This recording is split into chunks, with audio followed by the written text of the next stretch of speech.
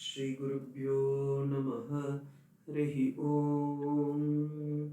भद्रं कर्णेभिः शृणुयाम देवाः, भद्रं पश्येमाक्षभिर्यजत्राः, स्थिरैरङ्गैः स्तुष्टुवागुंसस्तनूभिः विषेम देवगितं यदायुः।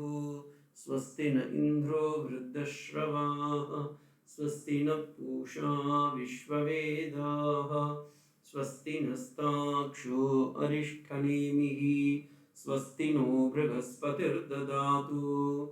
ॐ शान्ति शान्ति शान्तिः। हरिः ओम्. नमस्ते टू எல்லாருக்கும் நமஸ்காரம். முண்டகோபனிஷத்தில் நம்ம 5வது மந்திரம் 6வது மந்திரம் நேற்று பார்த்தோம். அதில் 6வது மந்திரத்தில் நான் உங்களுக்கு சிலது சொல்லணும்னு நினச்சேன், ஆனால் நமக்கு டயக்ராம் அப்போ கிடைக்கல. இன்னைக்கு ஏஐயோடைய உதவியோட இந்த 6வது மந்திரத்துக்கான இது போட்டு வச்சுருக்கேன். ஃபஸ்ட்டு நம்ம ஸ்லோகத்தை பார்த்துடலாம், then I will come to the இது. 6வது மந்திரம் சத்யமேவ ஜயதே நான்ருதம் சத்யேன பந்தா விததோ தேவயானஹ ஏனாக்ரமந்தோ மிருஷயஹ ஜாப்தகாமாஹ யத்ர தத் சத்யஸ்ய பரம் நிதானம். பிரிச்சு சொல்லிடுறேன். சத்யம் ஏவ ஜயதே ந அன்ருதம் சத்யேன பந்தா விததோ தேவயானஹ ஏன ஆக்ரமந்தஹ மிருஷயஹ ஹி ஆப்தகாமாஹ யத்ர தத் சத்யஸ்ய பரம் நிதானம். இந்த ஸ்லோகம் சத்யமேவ ஜெயதே, இந்த வேர்டு நீங்கள் நிறைய பேர் கேட்டுருப்பீங்க. தமிழ்நாடுடைய இந்த இதுலேயும் இருக்கும், வாய்மையே வெல்லம்லாம். பட் ஆனால் இதுக்குள்ளார ஒரு பெரிய தாற்பயம் இருக்குது. நம்ம முதல்ல இதை ஜென்ரல் பாஷ்யம் போயிடலாம், ஜென்ரல் எக்ஸ்பிளனேஷன், தென் சங்கர பாஷ்யம். அதுக்கப்புறமா இதில் துவைத பாஷ்யத்தில் ஒரு கான்ட்ரடிக்ஷன் இருக்குது, அது என்னன்னு நம்ம பார்த்து அதுக்கப்புறமா நம்ம ஃபர்தராக ஸ்லோகத்துக்கு போகலாம், மீன்ஸ் அடுத்த ஸ்லோகத்துக்கு போகலாம். ஸோ இது போகிறதுக்கு முன்னாடி இன்னொன்று, இந்த 5ம் 6ம் மந்திரம் என்ன சொல்லுறதுன்னா, நாம் ஒருவர் வாழ்க்கையில் முக்தி பெறுவதற்கு சாதனங்கள் என்ன என்பதை 5வது மந்திரத்திலையும் 6வது மந்திரத்திலையும் சொல்றாங்க. 5வது மந்திரத்துல 4 விதமான சாதனங்கள் சொல்கின்றார்கள், சாதனைகள். இந்த பேக்ரவுண்ட் தெரிஞ்சா மட்டும்தான் உங்களால இந்த ஃபுல் இதுவுமே என்ஜாய் பண்ண முடியும். சத்யேன தபசா ஆத்ம சம்யக் ஞானேன பிரம்மச்சரியேன 4 கண்டிஷன் இந்த இடத்துல போடுறாங்க சாதனங்களாக. ஸோ ஆத்மாவை அடைவதற்கான சாதனங்கள் என்னவென்றால் சத்தியம், உண்மை பேசுதல், தபஸ் அதுக்கு நான் பாஷ்யத்திலிருந்து சொல்லும்போது இந்திரிய ஏகாகிரேன அப்படின்னு சொல்லியிருப்பேன். அடுத்தது சம்யக் ஞானேன யதா பூதாத்ம தர்ஷனேன பிரம்மச்சரியேன யதா மைதுன அசமாச்சாரேன அப்படின்னு சொல்லி இந்த இடத்துல நித்தியம்ன்ற பதத்தை எல்லாத்தையும் நித்திய சத்வேன, நித்திய தபசேன, நித்திய ஆத்மேன, ஆத்ம ஞானேன, நித்திய பிரம்மச்சரியேனன்னு எடுத்துக்கணும் அப்படின்னு சொல்லி நான் நேற்று கிளாஸ்ல சொல்லி இருந்ததா எனக்கு எனக்கு ஞாபகம். மீன்ஸ் நேற்றுனா போன கிளாஸ்ல சொன்னதா எனக்கு ஞாபகம். அடுத்து இப்ப அந்த ஸ்லோகத்திலிருந்து அடுத்த ஸ்லோகம் இல்ல, நீங்க சத்தியத்தை மட்டுமே ஃபாலோ பண்ணுங்க. இப்ப 4 தான் நம்மளால ஃபாலோ பண்ண முடியல. அதாவது சத்தியம், தபஸ், சம்யக் ஞானம், பிரம்மச்சரியம், இந்த 4த்தையும் நித்தியம் ஃபாலோ முடியலனாலும், பின்பற்ற முடியவில்லை என்றாலும், அட்லீஸ்ட் சத்தியத்தை மட்டுமே வாழ்க்கையில் ஃபாலோ பண்ணா, பின்பற்றினால் நாம் அந்த பரம் நிதானம் அப்படின்னு இருக்கு. ஓகேங்களா? இது ஏன் சொல்றேன்னா பின்னாடி உங்களுக்கு வரப்போகுது கான்ட்ரடிக்ஷன், நீங்க யாரும் கேள்வி கேட்க மாட்டேன். பட் ஆனால் இருக்கிறத நல்லா கிளாரிஃபிகேஷன் கொடுக்கணும், தெளிவாக உங்களுக்கு புரிய வச்சா மட்டும்தான் அது உத்தமமான ஒரு இது கிளாஸ் இல்லைன்னா சும்மா அப்படியே சொல்லிட்டு போனால் ஒன்றும் கிடையாது. So I want to make full clarification. நீங்களே கேள்வி கேட்கலனாலும் நானே அதுக்கு கேள்வியை கேட்டு பதிலை சொல்லிடுவேன், கவலைப்படாதீங்க. ஸோ இந்த இடத்துல வந்து சத்தியமேவ ஜெயதே, ஃபர்ஸ்ட் அதுவே ஒரு கிராமட்டிக்கல் மிஸ்டேக், அது வந்து ரிஷி பிரயோகம், அதை நம்ம வந்து எடுத்துக்க வேண்டாம். இப்போ இதோடைய ஃபர்ஸ்ட் ஜென்ரல் மீனிங்கை பார்த்துடலாம். சத்தியம் அப்படின்னா என்ன? உண்மை பேசுதல். ஜெயதே, ஜெயதி, ஜெயத்தின்னு இருக்கணும், அது ஜெயத்தின்னு இருக்கு, ஓகே. ஏன்னா ஏவகாரம் வேற அதில் கொடுத்துருக்கா, சத்தியம் ஏவ ஜெயதே அப்படின்னு. ஸோ ஜெயதி இட் ஷுட் பி. எனிவே, வெல்லும், உண்மை வெல்லும், ஓகேங்களா, வாய்மை வெல்லும் அப்படின்னு வச்சுக்கலாம். ந அன்ருத்தம், நான்ருதாவாதி. அன்ருத்தம் அப்படின்னா பொய் பேசுதல், உண்மைக்கு புறம்பாக பேசுதலுக்கு அன்ருத்தம் என்று பொருள். அப்போ இந்த இடத்துல நான்ருதம் அப்படின்னா அன்ட்ரூத்ஃபுல், நாட் அன்ட்ரூத்ஃபுல்னஸ், ஓகேங்களா, இது டபுள் நெகட்டிவ்ல போடுது. சத்தியேன மீன்ஸ் சத்தியேனா உண்மையான, பந்தா மார்கேன, விததோ விஸ்தீர்ணேன, தேவயானக சுக்லகதி மார்க்கத்தை அவங்க சொல்றாங்க தேவயானம்னு. இப்போ இந்த இடத்துக்கு நான் தேவயானம்னா என்னன்னு நான் பின்னாடி எக்ஸ்பிளைன் பண்றேன், அது வேற விஷயம். ஏன ஆத்மக்கிரமேன, இப்போ இந்த இடத்துல ஆத்மக்கிரமேன அப்படின்ற ஒரு வார்த்தை இருக்கு பாருங்க, எங்க ஆத்மக்கிரமேன இங்க இருக்குல்ல. ஆத்மக்கிரமந்தி அப்படின்னா one who free from diplomacy, charity, pride and falsehood, அவனுக்கு தான் ஆத்மக்கிரமேன அப்படின்னு சொல்லுவாங்க நிருக்தம் பிரகாரம். அது என்னன்னு நான் சொல்றேன் பின்னாடி. ரிஷயக, ரிஷயக அப்படின்னா தர்ஷனவந்தக அப்படின்னு அர்த்தம். யார் இந்த எல்லாம் செய்கின்றார்களோ, அதாவது சத்தியத்தை உண்மையை பேசி வாழ்க்கையில் வெற்றி கொள்கின்றார்களோ, அவர்கள் தேவயானம் சுக்லகதி மார்க்கத்தில் சென்று ஆத்மக்கிரதியை அடைவார்கள் அப்படின்றது தான் இந்த ஸ்லோகத்துடைய பொருள்.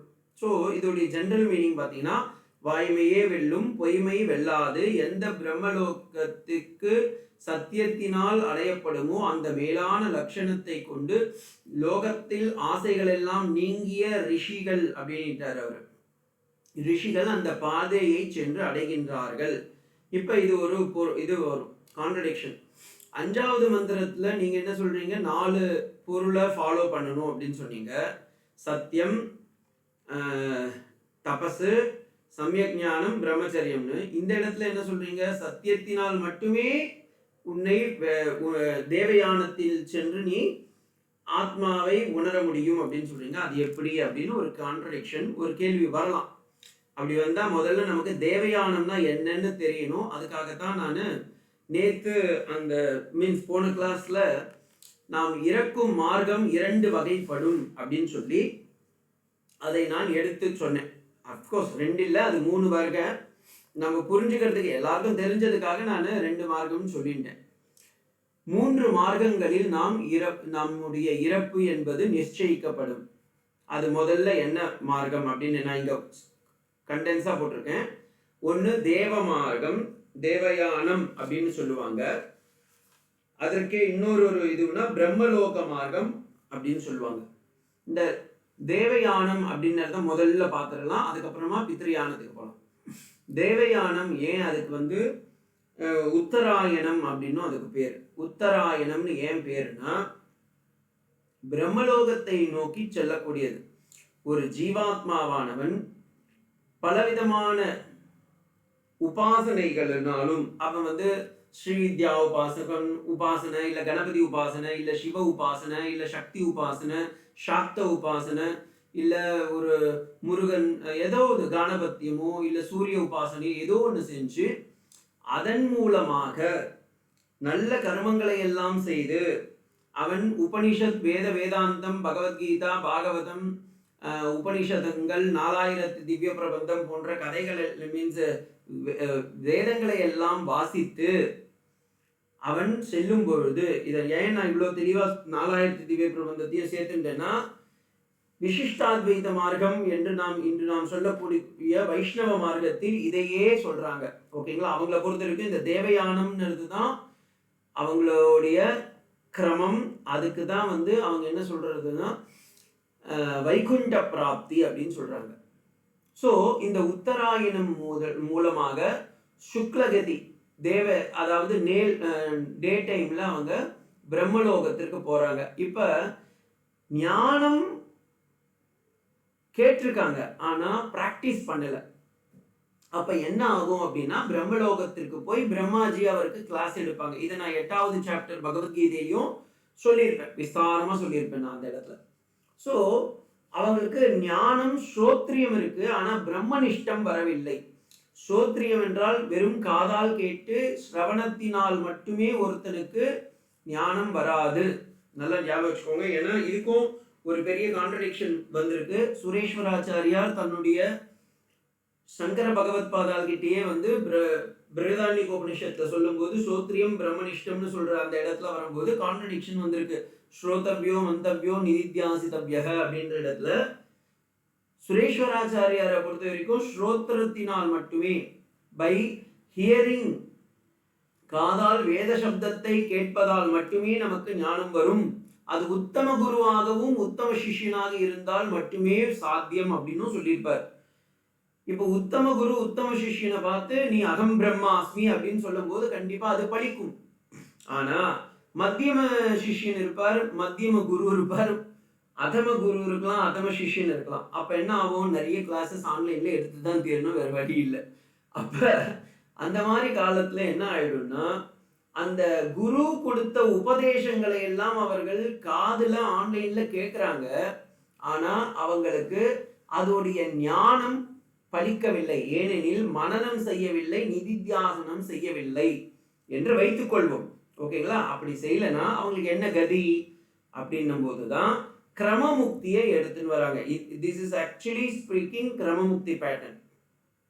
ஸோ அவங்க என்ன பண்றாங்க, பிரம்மலோகம் வரைக்கும் போய் அங்க போய் தங்கிடுவாங்க. பீஜாவஸ்தைன்னு அவ்யக்த ரூபத்துல போய் அவங்க அன்மேனிஃபெஸ்டட் ஃபார்மா. இதுலயும் ஒரு விசிஷ்டாத்வைத்திலையும் விரஜா நதிக்கரையை தாண்டி அங்கே அவங்க அசிபத்திரம் இதுவெல்லாம் கும்பி பாக்கத்தெல்லாம் தாண்டி கருட புராணம் பிரகாரமும் விஷ்ணு புராணம் பிரகாரமும் அவர்கள் என்ன பண்ணுவாங்கன்னா ஸ்ரீவைகுண்டத்துல போய் தங்குவாங்க. அவங்களுடைய அந்த புண்ணிய பலனை ஏற்றுக்கொண்டு பெருமாள் என்ன பண்ணுவாரு, அவரை தன்னுடைய மடியில வச்சுட்டு ஆ ஊஹா ஊஹா ஊ அப்படின்னு சொல்லி அவருக்கு நல்ல கதியை காமிப்பார் அப்படின்னு சொல்றாங்க. ஓகேங்களா? இப்ப நம்ம அதுக்கு போக வேண்டாம், நம்ம வேதாந்தம் பிரகாரமே அத்வைதம் பிரகாரமே பார்க்கலாம். சோ உத்தராயணத்திற்கு ஒருவன் செல்லும் பொழுது உபாசனை, கர்மா, ஞானம் மூன்றும் இருக்கின்றது, ஆனால் ஸ்ரவணம் மட்டுமே உள்ளது. இந்த கண்டிஷன்லாம் நீங்க பாத்துக்கணும். இதெல்லாம் நம்மளுக்கு தான் அப்ளிகபிள். நம்மளுக்குன்னா உங்களுக்கும் இல்லை, எனக்கும் சேர்த்து தான்.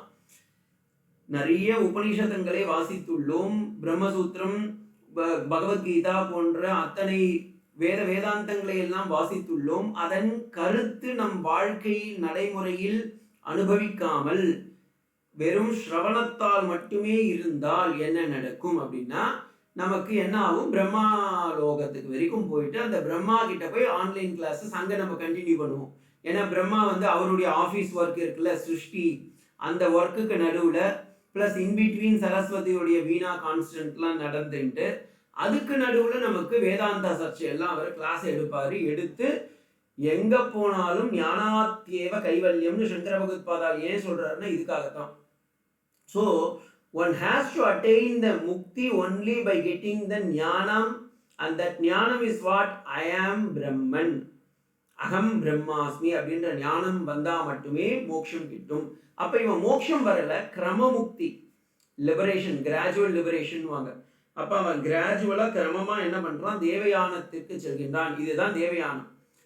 பித்ரியானம் அப்படின்றதுக்கு இன்னொன்னு பித்ரியானத்துக்கே இன்னொன்னு பேர் இருக்கு. அதுக்கு சந்திரலோகம், ஸ்வர்கலோகம் அல்லது தூமாதி மார்க்கம் அப்படின்னு சொல்லுவாங்க. ஓகேங்களா? இந்த தூமாதி மார்க்கம்ன்றதுக்கு சந்திரலோகம்னா இங்க சூரியலோகம்னா இங்க சந்திரலோகம். அதுக்காக நான் இப்படி ஒரு இது வச்சுட்டேன். ஸோ இங்க என்ன பண்றாங்கன்னா இவங்க தே கோ, ஆனா அவங்களுடைய சகாம புண்ணிய பலன்கள் இருக்குல்ல, அவங்க ஒரு வேலையை செய்யும் பொழுது, எந்த ஒரு தொழில் அல்லது வேலை செய்யும் பொழுதும் அதில் பற்றோடு செய்கின்றார்கள். அப்ப அதனுடைய புண்ணியமும் பாபமும் அவர்களுக்கு தங்கிவிடுகின்றது. அதனால அவங்க என்ன ஆகுறாங்கன்னா, தூமாதி மார்க்கத்துல போய் இந்த பித்ரியானத்துல போய் அவங்க என்ன பண்றாங்க, கர்மம், வெறும் கர்ம பலத்தினால் மட்டுமே, தான் செய்த வேலையின் பலனை மட்டுமே அனுபவிப்பதற்காக ஸ்வர்கலோகம் வரைக்கும் போக முடியும். ஸ்வர்கலோகம் போயிட்டு அவங்க என்ன சுவாமி ஆவாங்கன்னா, ரம்பா, ஊர்வசி, கிலோத்தமா, மேனகா அவங்க கூட எல்லாம் உட்காந்து டான்ஸ் ஆடிட்டு, சோமபானம், சுராபானம், நான் வந்து ஜோக்குக்கு சொல்லல, இது வந்து ஜெய்மினி தன்னுடைய கர்மகாண்டத்துடைய சூத்திரம், பிரம்ம சூத்திரம்னு ஒண்ணு இருக்கு, குதூகல விருத்தி அப்படின்னு சொல்லுவாங்க அதுக்கு பேரு. அதுல அவர் தெளிவா சொல்றாரு, இந்த மாதிரி அவங்க பித்ரியானத்தின் மூலமாக, தூமாதி மார்க்கத்தின் மூலமாக அவர்கள் ஸ்வர்கலோக பரியந்தம் சென்று அவர்கள் என்ன பண்ணுவாங்க, நைட் டைம்ல அவங்க கூட எல்லாம் ஜாலியா விளையாடி சோமபானம், சுராபானம் எல்லாம் கடிச்சு அவங்களுடைய அந்த புண்ணிய பாபம் முடியும் பொழுது அவங்க திரும்பவும் பூலோகத்திற்கு வருகின்றார்கள். இதெல்லாம் கண்ணனம்பிரானும் சொல்றான். ஆ பிரம்ம புவனான் லோகான் புனராவர்த்தினோர்ஜுன மாமுவேத்தியது கௌந்தேய புனர்ஜென்மம் ந வித்யதே என்று பகவத்கீதையில் கண்ணன் சொல்கின்றான். அதே போல இந்த தூமாதி மார்க்கம், அர்ச்சிராதி மார்க்கம் என்று 2 வகை உள்ளது. இது இல்லாம இது வந்து நமக்கு படிச்சு ஞானம் வந்து ஏதோ கடவுளை பிடிச்சிட்டு இருக்கிறதுனால இந்த கதி, எது கிரமமுக்தியா தேவயானத்துக்கு போறோம், ஓகேங்களா, தேவர்கள் தங்கக்கூடிய தேவயானத்திற்கு. இல்ல நான் செய்யற வேலையினால மட்டுமே நாம் பற்றோடு செய்கின்ற அந்த வேலையினால் கிடைக்கக்கூடிய பலனாக சொர்க்கலோகத்திற்கு செல்கின்றேன் அப்படின்னு பித்ரியானம் அல்லது சந்திரலோக யானம் என்றும் சொல்வார்கள். இது சுவாமி இதுக்கு 2மே இல்லாம சில பேர் இருக்காங்களே, வேலையும் செய்யறான், அவன் எதையும் கடவுள் நம்பிக்கையே இல்ல இருக்கான்னா அவனுக்கு தான் 3வது லோகம் இருக்கு, the lower path of ignorance அப்படின்னு போட்டிருக்கேன். அதாவது அவர்கள் என்ன செய்வார்கள் என்றால், மனிதர்களாக பிறக்க மாட்டார்கள். இவன்னா அட்லீஸ்ட் வந்து சொர்க்கத்துக்கு போறான், இவன்னா அட்லீஸ்ட் பிரம்மலோகம் போறான், ஓகேங்களா. இவன் 3வதா இருக்கான் பாரு, அவன் என்ன பண்றான், எலி, பூனை, யானை, மிருகம், அப்புறமா சில பேருங்க கர்ப்பத்துல பிறந்து உடனே இறந்து போயிடுவாங்க, இல்ல கை கால் விழுங்காம. பாருங்க, நான் இது வந்து யாரையும் புண்புறுத்தவில்லை, அந்த வேதத்திலும் மந்திரத்திலும் இருக்கிறத நான் சொல்றேன், ஓகேங்களா. உடனே நீங்க இதுவெல்லாம் பண்ணிக்க கூடாது. ஸோ டிஃபரெண்ட் ஸ்பீஷீஸ் இருக்குல்ல, அந்த மாதிரி எல்லாம் பிறந்து அந்த உலகத்திலேயே மற்ற உலகத்தில் அந்த அதல விதல சுதல ரசாதல மகாதல பாதால்ன்ற அந்த லோகத்தில் எல்லாம் போய் சஃபரிங் பண்ணி, ஏன்னா அவங்க அந்த இவங்கன்னா கர்மத்தை சேர்ந்து அந்த புண்ணியத்தோடு சேர்ந்து இவங்க ஸ்வர்கலோகத்துக்கு போறாங்க. இவங்க புண்ணிய பாவம் 2த்தையும் விட்டதுனால இவன் என்ன பண்றான், தேவலோகத்திற்கு போகின்றான். கொஞ்சம் வேதாந்தம் கிளாஸஸ்லாம் அங்கங்க அட்டன் பண்ணியிருக்கேன் சுவாமி. 4000 திவ்ய பிரபந்தம், இந்த பக்கம் ஆழ்வார் பாசுரர்கள், அப்புறமா நாயன்மார்கள் பாசுரம், இந்த பக்கம் கொஞ்சம் அப்படி இப்படி ஏதோ ஒன்று கேட்டு வச்சிருக்கேன். அட்லீஸ்ட் சுவாமிக்காகவே ஆன்லைன் கிளாஸஸ்னா சும்மா அட்டன் பண்ணி நான் ஏதோ ஒன்று 4 வார்த்தையை கேட்டு வச்சிருக்கேன் அப்படின்னு சொன்னா, இது எனக்காக படுவதில்லை, உங்களுக்காக நீங்கள் அடையக்கூடிய பிரம்மலோகத்திற்கு. அப்ப நம்ம ஆன்லைன் சேவார்த்திங்க அத்தனை பேரும் அட்லீஸ்ட் இது கன்ஃபார்ம், இந்த லோயர் லெவல் இல்லை, அதாவது நரகம், அதல விதல சுத்தல ரசாதல மகாதல பாதாளத்துக்கு போக மாட்டீங்க, அட்லீஸ்ட் சந்திரலோகத்துக்கு போக மாட்டீங்க, ஓகேங்களா. தூமாதி மார்க்கத்துக்கு போக மாட்டீங்க. அர்ச்சிராதி மார்க்கம் மூலமாக இதுக்கு வந்து நிறைய பிரமாணம் இருக்கு. எம் லோகம் ஸ்மரந்தி அப்படின்னு ஒரு பகவத்கீதை பிரமாணமும் இருக்கு. அதே மாதிரி பிரம்மசூத்திரத்துல 555வது சூத்திரம் அகார்டிங் டு அத்வைத வேதாந்தம், ஏன்னா 563 ஸ்லோகம்னு இருந்து எம்பெருமானார் ராமானுஜருடைய சம்பிரதாயத்துல இருக்கிறது. இங்க 555 555, அந்த 555ல கடைசி பிரம்மசூத்திரம் போய் பார்த்தேன்னா நச்ச புனராவர்த்ததே அப்படின்றது தான் அந்த ஸ்லோகம். அந்த ஸ்லோகத்திலையும் சங்கர பாகவத் பாதால் பாஷ்யத்தை எழுதும் போது இதேதான், மரண மார்க்கத்தில் உத்தராயணத்திற்கு செல்லக்கூடிய அந்த கிரமமுக்தியில கூட அவனுக்கு மோட்சம் கிடைச்சிடும்பா. ஆனா இந்த பித்ரியானத்தில் தூமாதி மார்க்கத்தில் செல்லக்கூடியவனும் அல்லது பாதாள நரக வேதனையில் இருக்கக்கூடியவர்களுக்கும் இங்கே முக்தி கிடையாது. அவர்கள்லாம் என்ன பண்ணுவாங்க, திரும்ப திரும்ப பிறந்து பிறந்து வளர்ந்து வளர்ந்து பிறந்து பிறந்து வளர்ந்து வளர்ந்து கடைசி வரைக்கும் அவன் கிளாஸ் வேதாந்த கிளாஸஸ் அட்டன் பண்ணியே தீரணும், வேற வழி இல்லை. இததான் இந்த ஸ்லோகத்துல தேவயானம் என்று சொல்கின்றார்கள். இப்ப ஏன் இவ்வளோத்தையும் நான் இவ்வளோ கஷ்டப்பட்டு உங்களுக்கு எக்ஸ்பிளைன் பண்ணணும்னா, there are 3 set of மரணத்துக்கு அப்புறமா நமக்கு வாழ்க்கையில் 3 விதமான வழிகள் உள்ளது. ஒன்று அதல விதல ரசாதல மகாதல, புழு பூச்சி புல்லாகி புண்டாகி பல்மிருகமாகி பறவையாய் பாம்பாய் கல்லாய் மனிதராய் வாழறவன் இவன். முனிவராய் தேவராய் கல்லாய் இருக்கிற கூடியவன்கள்லாம் இவன். யாரு? இங்க தூமாதி மார்க்கத்துல இருக்கிறவன். அர்ச்சிராதி மார்க்கத்துல இருக்கிறான் பாருங்க, அவன் பிரம்மலோகத்துக்கு போறான். பிரம்மலோகத்துக்கு போய் அங்க ஆன்லைன் கிளாஸஸ்லாம் அட்டன் பண்ணி திரும்பவும் ஆத்மபோதா, தத்துவபோதா, விவேக சூடாமணி, வேதாந்த சாரா, அதுக்கப்புறமா எல்லாம் வேதாந்த பரிபாஷா எல்லாத்தையும் அட்டன் பண்ணி 10 உபநிஷத்து, பகவத்கீதா, பிரம்மசூத்திரம், பாஷ்யம், மகாபிரஸ்தானம் வேணும்னா அவங்களே அது என்ன, எனக்கு அங்கே அவங்களுடைய சிலபஸ் எனக்கு தெரியாது. பட் பிரம்மாஜியே கிளாஸ் எடுப்பார், 4 ஃபேஸ் வச்சுட்டு கிளாஸ் எடுப்பார். நீங்களும் கண்டிப்பாக அட்டன் பண்ணியே தரணும். அப்படி அட்டன் பண்ணும்போது அகம் பிரம்மாஸ்மி அப்படின்ற ஞானம் வரும்போது, இங்கே நான் போட்டிருக்கேன், அது ரொம்ப சின்னதாகிடுது, சாரி. அகம் பிரம்மாஸ்மி அப்படின்ற ஞானம் வரும்பொழுது மட்டுமே அவனுக்கு இங்கே இருந்து முக்தி. அது வரைக்கும் இவன் என்ன பண்ணுவான்னா, பிரம்மாஜியோடைய லோகத்திலேயே பர்மனெண்ட்டாக அங்கே உங்களுக்கு ஒரு ஃப்ளாட் கட்டி கொடுத்துருவாங்க. 6x6க்கு ஒரு ரூம் கட்டி, சாப்பாடு, ஆன்லைன் கிளாஸஸ் ரெண்டுமே. வேற எங்கேயும் நீங்கள் வெளியே கூட போக முடியாது. சுவாமி நான் கொஞ்சம் நேரம் பிரம்மலோகத்துக்கு டூர் போயிட்டு வரேனே, சம்மர் வெக்கேஷன், வின்டர் வெக்கேஷன் போகிறேன்னாங்களும் போக முடியாது. ஏன்னா பிரம்மாஜி ஃபுல் ஷெட்யூல் போட்டு மார்னிங் டு நைட் உங்களுக்கு ஆத்ம சாட்சா்காரத்தை கொடுத்தே தீரணும்னு அவர் பண்றார். இப்ப one path is lower path, another path is smoke path, another path is light path. ஒன்று அதல விதல ரசாதலன்ற நரக வேதனைக்கு போற வேண்டியது, இன்னொன்று பித்ருலோக வரைக்கும் போயிட்டு திரும்பி வர்றது, இன்னொன்று பிரம்மலோகத்துக்கு போய் கிளாஸ் எடுக்கிறது. சுவாமி இது 3மே எனக்கு கொஞ்சம் கஷ்டமா இருக்கு, பிரம்மாஜி வேற கிளாஸ்ல வேற நமக்கு எங்கேயும் என்டர்டைன்மெண்ட்டே கொடுக்க மாட்டாரு, அப்ப நம்ம என்னதான் பண்றது? இது 3 வேறாம் சுவாமி, வேற ஏதாவது ஒரு மார்க்கம் இருக்கானா? அதுதான் 4வது மார்க்கம் இங்க நான் கொடுக்கல. அது என்னன்னா, இந்த 3த்துக்குமே எக்ஸம்ஷனான மார்க்கம். என்ன? இங்கேயே இப்பொழுதே இந்த க்ஷணத்திலேயே நீங்கள் உணர்ந்து விட்டீர்கள் என்றால், நீங்கள் பரிபூர்ணமான சச்சித் ஸ்வரூபமான ஆத்மா என்பதை தெரிந்து கொண்டு விட்டீர்கள் என்றால், இங்கேயே உங்களுக்கு ஆத்ம சாட்சா்காரம். அதற்கு பேர் தான் ஜீவன் முக்தி. ஓகேங்களா? இதெல்லாம் விதேக முக்தி மார்க்கத்துல வரக்கூடிய 3 விதமான டைப். நான் இப்ப சொல்றது என்ன? ஜீவன் முக்தி. எனிவே இந்த தேவயானத்துக்கு தான் நான் இவ்வளவு தொழில் இப்ப எக்ஸ்பிளைன் பண்ணிட்டு இருக்கேன். இப்ப தேவயானத்தை பற்றி நாம் ஃபர்தரா பார்க்கிறோம். இப்ப இங்க பாத்துக்கோங்க, இந்த ஸ்லோகத்துல சத்தியம், இப்ப ஒவ்வொன்னா பாஷ்யத்துல இருந்து நான் சொல்றேன். சத்தியமேவ ஜெயதே. ஓகேங்களா? அதான ஃபர்ஸ்ட் லைனு. அதுக்கு சத்தியம் அப்படின்றதுக்கு சத்தியவானேவ அப்படின்னு போட்டிருக்காரு. சத்தியவான் எவன் சத்தியத்தை பின்பற்றுகின்றானோ, சத்தியம் ஏவ அப்படின்னு இருக்கு மூலத்துல. அதுக்கு சங்கர பகவத்பாதால் பாஷ்யத்துல என்ன சொல்றாரு? சத்தியவான் ஏவ. சத்தியவான்னா இங்க யாரு? எந்த ஒரு ஜீவாத்மா எவன் ஒருவன் சத்தியத்தை பின்பற்றுகின்றானோ, என்ன மாதிரியான சத்தியம்? அனிருத்த வாசனம் இல்லாதவன், அதாவது பொய் சொல்லாதவன், பொய்களையே பேசாமல் சத்தியத்தை மட்டுமே பேசிக்கொண்டு இருப்பவன் எவனோ, அவனுக்கு வாழ்க்கையில் வெல்வதற்கு ஒரு சான்ஸ் இருக்கு. என்ன சான்ஸ் இருக்கு?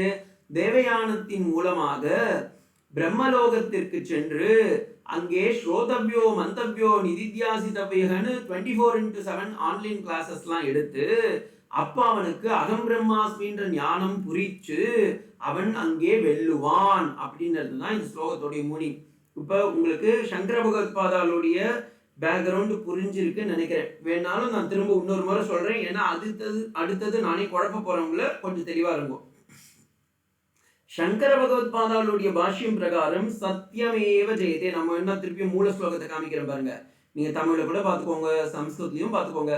சத்தியமேவ ஜெயதே, இந்த வார்த்தைக்கு இவ்வளோ பெரிய ப்ராப்ளம் இருக்குன்னு தெரிஞ்சிருந்தா இது தமிழ்நாடு கவர்மெண்ட்லயே வச்சிருக்க மாட்டாங்க சுவாமின்னு சொல்லுவீங்க.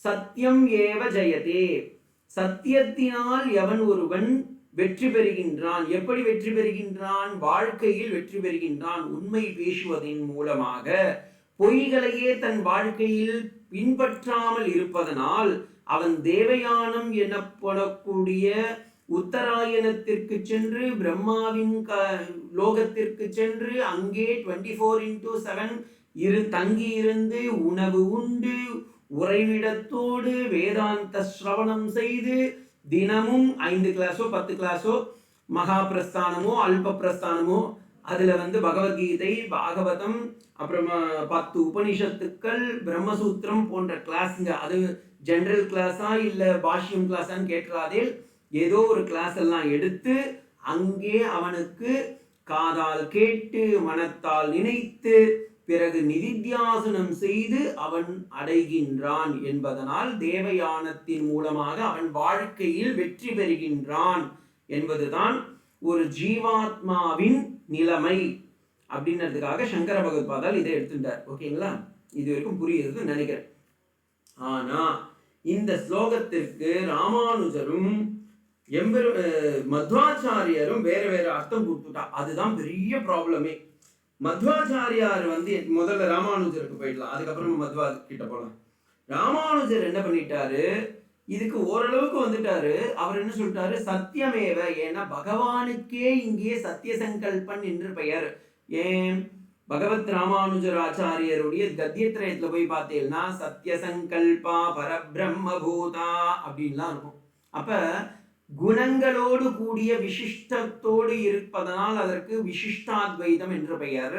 அந்த விசிஷ்டாத்வைதத்தின் பிரகாரம் பகவானுக்கே சத்திய சங்கல்பன் என்று பெயர்.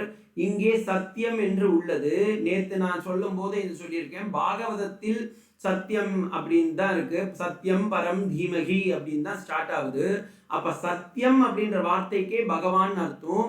அப்ப இங்கே பகவானுடைய ஸ்வரூப ரூப குண விபவைஸ்வர்ய சீலாத்யனவதிகாதிசய அசங்கேய கல்யாண குணகண சீலத்தை இங்கே காட்டுவதாக இந்த ஸ்லோகம் உள்ளது என்று பகவத் ராமானுஜரும் ரங்கராமானுஜ சுவாமிகள் என்பவர் அந்த விசிஷ்டாத்வைத பரம்பரையில் வந்திருப்பவர். அவர் ஒரு பாஷ்யம் கொடுத்திருக்காரு. அவரும் இதையே எடுத்துட்டார். அன்னங்கராச்சாரியார் பெரியவாச்சான் பிள்ளை அப்படின்னு ஒருத்தர் இருக்கார். அவர் தான் விசிஷ்டாத்வைத பரம்பரையில நிறைய வியாக்கியான சக்கரவர்த்தினே அவருக்கு பேரு. அவர் தான் எழுதியிருக்கார். அதுலயும் போடும்போது சத்தியமேவ அப்படின்னு இருந்தபோது பகவானுடைய ஸ்வரூப ரூப ரூப குண விபவைஸ்வரியங்களை பற்றி கூறுவதாக இந்த ஸ்லோகம் உள்ளது அப்படின்னு சொல்லிட்டார்.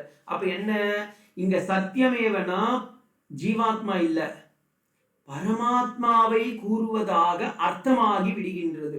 புரிஞ்சுக்கோங்க. கொஞ்சம் ஸ்லைட்டா குழப்புற மாதிரி இருக்கும், ரொம்ப குழம்பிடாது.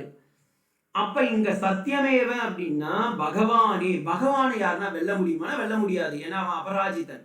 அப்ப சத்தியமேவ அப்படின்னா சத்திய சங்கல்பனாக இருக்கக்கூடிய பரமபுருஷனான அந்த பரமாத்மா என்று இதற்கு பொருள் கூறலாம் அப்படின்னு ரங்கராமானுஜ முனிகளும் எம்பெருமானார் சம்பிரதாயத்துல ராமானுஜருடைய சம்பிரதாயத்திலையும் சொல்றாங்க. இப்ப துவைதத்துக்கு போலாம். மத்வாச்சாரியார் சொல்லும் போது என்ன சொல்லிட்டாருன்னா, சத்தியமேவ. நான் எதுல இருந்து இதை சொல்றேன்னா என்னுடைய சொந்த சொத்துல இருந்து சொல்லல. தக்ஷிணா ஆம்னாய இதுல உபனிஷத் பாஷ்யம்னு ஒரு புஸ்தகம் போட்டிருக்காங்க. இது வாரணாசி பப்ளிகேஷன்ல இருக்கு. ஆனந்தகிரியோடைய டீகாவோட இருக்கும், தலகாணி சைஸுக்கு இருக்கும் ஒரு புக்கு. ஃபர்ஸ்ட் வால்யூம்ல பாத்தீங்கன்னா 8 உபனிஷத் இருக்கும். அதுல இந்த ஸ்லோகம் வருகின்றது. அதுல எக்ஸ்பிளனேஷன் கொடுக்கும்போது ஆனந்தகிரி டீகா கூட கீழே இந்த முண்டக உபனிஷத் பாஷ்யத்துக்கு ஃபுட்நோட்ஸ்ல கொடுக்குறாரு. சத்தியமேவ அத்ர சத்தியபதேன சத்குண யுக்தோஹோ பகவான் உச்சதே அப்படின்னு துவைத பாவத்தையும் சொல்லிட்டார். அப்ப மத்வாச்சாரியாரும் ராமானுஜ சுவாமிகளும் இதற்கு சத்தியமேவ ஜெயதே அப்படின்னா எங்க இதோடைய பொருள் என்னன்னா, பகவானே வெல்லுகின்றான். இப்ப இதுல ஒரு பிளஸ் பாயிண்டே இருக்கு இந்த பாஷ்யத்துல. தமிழ்நாடு கவர்மெண்ட்ல சத்தியமேவ ஜெயத்தேன்னு இருக்கு. ஆனா அவங்க என்ன சொல்றானுங்க, சனாதனத்தை ஒழிப்போம், சனாதனை. உன்னுடைய பிலாசபில இருக்கிற உன்னுடைய அரசாங்கத்துல இருக்கிற கோட்பாடே என்ன? வாய்மையே வெல்லும். அந்த வாய்மை எனப்படுவது என்பது பகவான் தான். பகவானை நீ எப்படி வெல்ல முடியும்? ஓகேங்களா? உங்களுக்கு கான்ட்ரடிக்ஷன் வருதா இது? அது வேற பக்கம், நம்ம அதை அந்த இதுக்கு போக வேண்டாம். அப்ப பகவானே இங்கே வாழ்கின்றான், அவனே வெல்கின்றான் என்பது பொருளாகி விடுகின்றது. ஏன் இதை சொல்றேன்னா, சத்தியமேவ அத்திர சத்தியபதேன சத்குண யுக்தோகோ பகவான் இது உச்சதே. சத்குணத்தில் இருக்கக்கூடிய, இப்ப உங்களுக்கு இந்த ஒரு ப்ராப்ளம் வரும். அத்வைத வேதாந்தத்தின் பிரகாரம் பகவானுக்கு குணம் கிடையாது. நல்லா தெரிஞ்சுக்கோங்க, குணம் என்பது அவனுக்கு கிடையாது. அவன் சத்துவமும் இல்லை, ரஜசும் இல்லை, தமசும் இல்லை. ஏன்னா அவன் நிராகாரத்தில் இருப்பவன். நிராகாரத்தில் இருக்கக்கூடிய பகவானுக்கு எப்படி குணம் வரும்? ஆனால் எம்பெருமானாருடைய சம்பிரதாயத்திலும், அதாவது ராமானுஜ சுவாமிகளுடைய சம்பிரதாயத்திலும் மத்வாச்சாரியருடைய சம்பிரதாயத்திலும் பார்த்தீங்கன்னா, அவர்கள் துவைத பாவத்தில் இருப்பதால் பகவானுக்கே அங்கே குணம் உண்டு, ஸ்வரூபம் உண்டு, ஐஸ்வர்யம் எல்லாம் அவனுக்கு உண்டு. அப்ப இந்த இடத்துல அந்த பகவானுடைய ஐஸ்வர்யத்தில் குணத்தில் ஒன்றாக இருக்கக்கூடிய சத்தியம் என்ற உண்மை என்பதே இங்கே புலப்படுகின்றது. அதனால் சத்தியம் என்பதற்கு இவர்கள் இட்டுள்ள பொருள் என்னவென்றால் இறைவன் என்று பொருள். ஆனா இதுல ஒரு கான்ட்ரடிக்ஷன் வருது. ஏன்? என்ன சுவாமி எங்களுக்கெல்லாம் கான்ட்ரடிக்ஷன் வரல, நீங்க இது வரைக்கும் குழப்பினதே போதும், அத்வைதம் பிரகாரம் ஏதோ சொல்லிட்டேன், அதுக்கப்புறமா விசிஷ்டாத்வைதமும் துவைதமும் வேற சொல்லி என்ன ஏன் இப்படி படுத்து இருக்கேன் அப்படின்னா, இங்க ஒரு ப்ராப்ளம் இருக்கு. அந்த ப்ராப்ளம் தெரியாம பாஷ்யம் அவங்க பாருங்க. இன்னொன்னு, ஐ ரெஸ்பெக்ட் ராமானுஜ சம்பிரதாயம், மத்வாச்சாரிய சம்பிரதாயம், and I go down to the ஆச்சாரியாஸ், பிகாஸ் ஆச்சாரியர்கள் எல்லாம் பரமா கிருபையோட நமக்கு இவ்வளவு பாஷ்யத்தெல்லாம் கொடுத்துருக்காங்க. ஆனா நம்ம அத்வைதத்தை இங்க ஸ்தாபிக்கணும் அப்படின்றதுக்காக நான் அவங்கள குறை சொல்லவில்லை, அவர்கள் சொல்லியதை நாம் நிறை செய்கின்றோம். ஓகேங்களா? அதை நல்லா ஞாபகத்தை வச்சுக்கோங்க. இந்த இடத்துல என்ன இருக்குன்னா, சத்தியமேவ ஜெயதே. சத்தியம் என்றால் இங்கே குணம், அந்த குணத்தோடு கூடிய அந்த பகவானுக்கு இங்கே சத்தியம் என்று பெயர் என்று வைத்து கொண்டால், இந்த ஸ்லோகத்திலேயே இன்னொரு ப்ராப்ளம் வருது. பரம் நிதானம். பரம்னா என்ன? பரமாத்மா. அப்ப இந்த பரமாத்மாவை இங்க ஒரு பரமாத்மா, இங்க ஒரு பரமாத்மா, அப்ப பரமாத்மாவே ரெண்டாயிடுதா? அங்க ஒரு குழப்பம் வரும். ஓகேங்களா? இது ஒண்ணு. இன்னொன்னு, நீங்க ஆத்ம கிரீஷோ, இந்த இடத்துல பாருங்க, ஏனாக்கிரமன்ஷோ அப்படின்னு ஒரு லைன் இருக்கு. ஏன ஆக்கிரமந்தக அப்படின்னு இருக்கு. அப்ப ஆத்ம கிரீடகன் அப்படின்னு யார் இருக்காங்கன்னா, அவன் ஜீவாத்மா.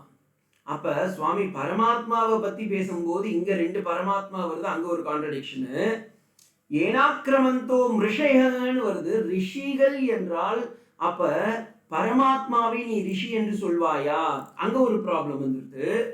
ஆத்ம கிரமந்தகன்னு வரும்போது அவன் ஜீவாத்மாவா பரமாத்மாவான்னு ஒரு கான்ட்ரடிக்ஷன் வருது.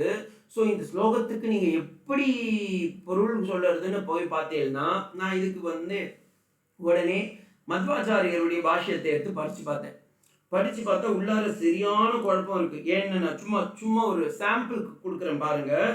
தன்னிஷ்ட தத்பாவ பக்தி நிஷ்டா ஏவ ஜாயதே இது வியாக்கியாயாஹ துவைதம் இது தச்ச நான்ருதம் இத்யேன விருத்தம் அன்ருத பிரதி துவைதயாஹ சத்யவசனேன இவ புனர்ஸ்புடி. இது புனருக்தம் அப்படின்ற ஒரு தோஷம் வந்துருது. அது இல்லாம சத்யான்ருதேன இத்தியாதோ அன்ருதபதஸ்ய அசுரபதேன. அப்ப என்ன பண்ணிருவேல்? இந்த இடத்துல இன்னொரு பிரச்சனை வருது. நீங்க சத்தியம்னு சொன்னீங்கன்னா பகவான் வச்சுட்டேல். அப்ப இங்க இன்னொரு பதம் அன்ருத்தம்னு இருக்கு. அன்ருத்தம்னா என்ன? பொய். சத்தியம்னா உண்மை, அன்ருத்தம்னா பொய். அப்ப சத்தியம்ன்றதுக்கு நீங்க பகவான் வச்சுட்டேன்னா இந்த இடத்துல அன்ருத்தம்னு இருக்கு. அன்ருத்தம்க்கு நீங்க என்ன பதம் போடுவேல்? உடனே மத்வாச்சாரியர் பார்த்தார், இந்த இடத்துல அன்ருத்தம்ன்றதுக்கு ஒரு பதம் போடணும்ன்றதுக்காக அசுரர்கள்னு போட்டுட்டார். அப்ப இந்த ஸ்லோகத்துக்கு எப்படி அவங்க பொருள் எடுத்துட்டாங்கன்னா, பகவான் இங்கே சத்தியமாக இருக்கின்றான், பொய் என்பது அசுரத்தனம் நிறைந்தது, பொய்யுக்கும் சத்தியத்திற்கும் இடையே சண்டை வந்தால் அதில் சத்தியமே வெல்லும், பகவானே வெல்வான் அப்படின்னு போட்டு இதற்கு தேவயானம்னு போட்டோம். இப்ப இந்த தேவயான வேற ஒரு ப்ராப்ளம் இருக்கு. அப்ப பகவான் தேவயானத்துக்கு போவானா, இல்ல அசுரர்கள் தான் தேவயானத்துக்கு போவானா, இந்த ஒரு பிரச்சனை வரும். பாருங்க எவ்வளவு பெரிய கான்ட்ரடிக்ஷன் கொடுத்துட்டாங்க பாருங்க. ஒரு சின்ன ட்விஸ்ட், ஆனா பாஷ்யமே 2 பேரும் குழப்படி ஆயிருக்கு. ஆனா நம்ம ஏன் இதை சொல்றேன்னா, சங்கரம் சங்கராச்சாரியம் கேசவம் பாதராயணம், இந்த சங்கராச்சாரியாருடைய மகோத்துவத்தை நீங்க இங்க பார்க்கணும். அவர் அப்படியே எடுத்துட்டாரு. அவர் என்ன பண்ணிட்டாரு, சத்தியம் அப்படின்றதுக்கு ஜீவாத்மா, எவன் ஒருவன் சத்தியத்தை தன் வாழ்க்கையில் பின்பற்றுகின்றானோ அவனுக்கு உத்தராயண மார்க்கமான தேவயானத்தினாலால் அவன் ஆத்ம கிரீடன் ஆகி ரிஷி ஆகின்றான். Who is a ரிஷி? சுவாமி தயானந்த சரஸ்வதி சுவாமிகள் ரொம்ப அழகா சொல்வார், one who receivati iti rishihi அப்படின்வார். One who is receiving, what he is receiving? He is receiving all the things, all the வேதாந்த தத்துவங்களை எல்லாம் receive செஞ்சுகின்றான். He is getting, so he is known as rishi. அவன் என்ன ஆகின்றான், அப்படி வேதாந்த தத்துவங்களை எல்லாம் அவன் அடையும் பொழுது அவனுக்குள் இருக்கக்கூடிய விவேக வைராகிய சம தம உபரதி திதிக்ஷா போன்ற குணங்களினால் அவன் என்னவாகின்றான் என்றால் ஆப்தகாமா. ஆப்தகாமா என்றால் காமம் என்றால் ஆசை, ஆப்தகாமா என்றால் அடைவதற்கு ஒன்றுமில்லை என்ற எண்ணத்தை உடையவனாக மாறுகின்றான். இததான் பாஷ்யத்துல சங்கர பகவத்பாதால் ரொம்ப அழகா சொல்றார். இப்ப நம்ம பாஷ்யத்துக்கு நான் போறேன். ஆப்தகாமாக அந்த இடத்துல பாஷ்யத்துல போய் பார்த்தீங்கன்னா, விகத திருஷ்ணா ஸ்வர்கதஹ சர்வதஹ ஏகி ஐகி ஐகீக பாகோ திருஷ்ணா விருஜதஹ, உலகத்தில் இருக்கக்கூடிய அத்தனை பொருட்களும் நிலை இல்லை என்று தான் ஆத்மாவிலேயே உணர வேண்டும் என்ற அவாப்தம் உடையவன், அதாவது ஆசை உடையவன் அப்படின்னு மாத்தின்றார் அந்த இடத்துல பாஷ்யத்தை. இப்ப பாருங்க, சங்கர பகவத்பாதாளுடைய பாஷ்யம் பிரகாரம் ஒரு ஜீவாத்மா, இந்த இடத்துல இந்த சத்தியமேவன்றதுக்கு ஜீவாத்மான்னு வச்சுட்டாரு. திரும்ப சொல்றேன், ராமானுஜ சம்பிரதாயத்திலையும் மத்வாச்சாரிய சம்பிரதாயத்திலையும் சத்தியம்ன்றதுக்கு அங்க போய் பார்த்தீங்கன்னா பரமாத்மான்னு ஆக்கிட்டாங்க. பரமாத்மான்னு ஆக்கிட்டதுனால பெரிய பிரச்சனை ஆயிடுச்சு. இப்ப இங்க ஜீவாத்மான்னு பார்த்துட்டேன்னா இங்க என்ன ஆயிடுதுன்னா, சத்தியமேவ அப்படின்றதுக்கு சங்கர பகவத்பாதால் ஒரு ஜீவாத்மாவானவன் முன்பு சொன்ன ஸ்லோகத்துக்கும் புனருக்தி வராம இருக்கணும். அவன் சத்தியத்தினால், தபசினால், ஞானத்தினால், பிரம்மச்சரியத்தினால் அவன் சுப்ரக சுக்ரக அந்த சரீரத்தை விட்டு அவன் பரமமான அந்த ஆத்ம தர்சனத்தை அடைகின்றான். அல்லது ஓகேங்களா, இங்க தேவயானம் கிரம முக்தியை சொல்றாரு, அங்க ஜீவன் முக்தியை சொல்றாரு. இது ஜீவன் முக்தி லட்சணம். இங்க உலகத்தில் இருக்கும் பொழுதே எவன் ஒருவன் நித்தியம், அதுதான் அந்த நித்திய பதத்துக்கு பெரிய மீனிங்கு. அவன் உயிரோடு இருக்கும் பொழுதே வாழும் காலத்திலேயே சத்தியத்தை பின்பற்றி ஆத்மா ஞானத்தினால், தபசினாலும், பிரம்மச்சரியத்தினாலும் எவன் ஒருவன் பின்பற்றுகின்றானோ அவனுடைய அந்த சரீரத்தில், அவனுடைய வாழும் காலத்தில் இருக்கக்கூடிய சரீரத்திலேயே அவனுள் இருக்கக்கூடிய சுத்தமான அந்த ஆத்மாவை எம் பஷ்யந்தி, பாருங்க பிரசன்ட் டென்ஸ்ல போட்டு வச்சிருக்காரு, எம் பஷ்யந்தி, அவன் அந்த வாழும் காலத்திலேயே ஆத்மாவை உணர்ந்து அறிந்து, ஓகேங்களா, க்ஷீண தோஷாக எல்லா விதமான தோஷங்களில் இருந்தும் அவன் விடுபடுகின்றான் அப்படின்றது ஜீவன்முக்தி லட்சணத்தை 5வது ஸ்லோகத்துல சொல்லி 6வது ஸ்லோகத்துல கிரமமுக்தியை பத்தி சொல்றார். அப்படி இல்லை எனில் ஒரு மனிதனானவன் ஒரு பாயிண்ட மட்டும் எடுத்துக்கோங்க, அவன் ஒரு ஜீவாத்மாவானவன் சத்தியத்தை மட்டுமே பின்பற்றி ஒருவன் வாழ்வானெனில் அவன் என்ன ஆகின்றான் என்றால், பொய் பேசாமல் இருப்பதினால் தேவயானம் எனப்படும் உத்தராயணத்தின் மூலமாக அவன் ஆப்தகாமனாக மாறிவிடுகின்றான். ஆப்தகாமன் என்றால் என்ன? உலகில் இருக்கக்கூடிய தோஷங்களை எல்லாம் தன் கண்ணால் கண்டு விவேக விஞ்ஞானத்தின் மூலமாக அவன் அதையெல்லாம் நாம் கூடாது, நாம் பரமம் அந்த பரமாத்மாவை மட்டுமே அடைய வேண்டும் என்ற எண்ணத்தினால் தத் சத்தியஸ்ய, அந்த சத்தியத்தின் அந்த வாழ்க்கை முறையினால் பரம் நிதானம், பரமபுருஷார்த்தமான அந்த பிரகிருஷ்டம், அந்த என்ன சொல்வீங்க, புருஷார்த்த ரூபேன நிதானம் அப்படின்றதுக்கு சங்கர பகவத்பாதால் சொல்றாரு, புருஷார்த்த ரூபேன விதி நிதீயதே இது நிதானம் வர்த்தந்தே அப்படின்றாரு. He attains the highest reality which stands in the deposits of the human gold.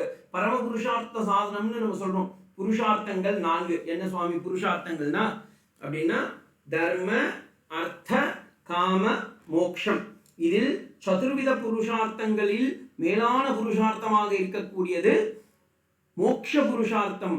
அந்த மோக்ஷ புருஷார்த்தத்திற்கு தான் இங்கே பரம் நிதானம் என்று சொல்கின்றார் என்று பொருள். இப்ப இதுல பாருங்க, இந்த பாஷை உங்களுக்கு கான்ட்ரடிக்ஷனே இல்லை. அப்ப சங்கர பகவத்பாதால் எவ்வளவு அழகா நமக்கு இப்ப இந்த வேதம் படிச்சீங்கன்னா இப்படிதான் இருக்கு. ஒவ்வொரு ஆச்சாரியரும் ஒவ்வொரு மாதிரி சொல்லிட்டாங்க சுவாமி. இப்ப நம்ம ஆச்சாரியர்களை யாரும் குறை கூறுவதற்கு இல்லை. ஏனெனில் காலத்தின் கோலத்தினால் ஒருவர் பக்தியை வளர்த்தார், இன்னொருத்தர் கிருஷ்ண பக்தியை வளர்த்தார், ஒருவர் ஆத்மாவே முக்கியம் என்று இருந்தார், இன்னொருவர் ஆத்மாவிற்கும் மேலான ஒரு பரவஸ்து உள்ளது என்று கௌடபாதர் காண்பித்து காட்டினார். அப்ப எந்த ஆச்சாரியர்களையும் நாம் குறை கூறுவதற்கு இல்லை. ஆனால் தன் ஆச்சாரியத்தை நாம் எதை ஃபாலோ பண்றோமோ, இப்ப நம்ம அத்வைதத்தை ஃபாலோ பண்ணதுனால அத்வைத ஆச்சாரியர்களுக்கு நாம் இந்த இடத்துல ஜவாப் சொல்லணும். அப்ப அவர் தான் மேலானவர்னு நம்ம காட்டி தீரணும். அது மட்டும் இல்லை, நம்ம படிக்கக்கூடியதுலையும் நமக்கும் அந்த கன்விக்ஷன் இருக்கணும். அந்த கன்விக்ஷனுக்காக, கன்விக்ஷனுக்கு என்ன சொல்வீங்கன்னு தமிழ் தெரியல, அந்த திருடகாத்திரமான நம்பிக்கை இருக்கணும். இல்லை சுவாமி இவர் இவ்வளவு தொலைவு கத்தனாலும் எதுவும் உண்மை இருக்கு போல இருக்கு அப்படின்றது தெரிஞ்சுக்கிறதுக்காகத்தான் இவ்வளவு தொலைவு சொல்றேன். அப்ப இந்த சத்தியமேவ ஜெயத்தேன்ற ஸ்லோகத்துல இவ்வளவு பெரிய உண்மை இருக்கு. ஓகேங்களா? வாய்மையே வெல்லும் பொய்மை வெல்லாது பரபிரம்ம லோகத்திற்கு சத்தியத்தினால் அடையப்படியும். அந்த சத்தியத்தினால் எப்படி அடைகின்றான் என்றால், எல்லா லோகத்திலும் உள்ள ஆசைகள் எல்லாம் நீங்கி, 7 14 லோகம் உள்ளதில்ல, அந்த எல்லா லோகத்தில் உள்ள ஆசைகள் எல்லாம் நீங்கி அவன் அந்த பரம்பொருளின் மேலே அவாப்த காமனாக இருப்பதால் அவனை மட்டுமே நான் அடைய வேண்டும் என்ற உண்மையில் அவன் மனத்தை திடகாத்திரமாக செலுத்தியதன் காரணத்தினால் அந்த தேவயானத்திற்கு சென்று அவன் பிரம்மாஜியோடைய கிளாஸ் அட்டன் பண்ணி அவன் அங்கே ஃபர்தரா அவன் அடையிறான் அப்படின்றது தான் இந்த ஸ்லோகம். இப்போ இது வரைக்கும் உங்களுக்கு புரிஞ்சிருக்கும்னு நினைக்கிறேன். இப்போ 7வது மந்திரத்துக்கு போயிடுங்க. ஏன்னா இதுக்கு மேலே சொன்னால் உங்களுக்கும் தலை சுத்தம், எனக்கும் தலை வலிக்க ஆரம்பிச்சிடும். 7வது ஸ்லோகம் பாருங்கோ. பிருகஸ்ச தத் திவ்ய அச்சிந்த்ய ரூபம் சூக்ஷ்மாஸ்ச தத் சூக்ஷ்மதரம் விபாதி தூராத் சுதூரே ததஹந்தி கேச பஷ்யன் விஹீனை நிஹிதம் குகாயாம்.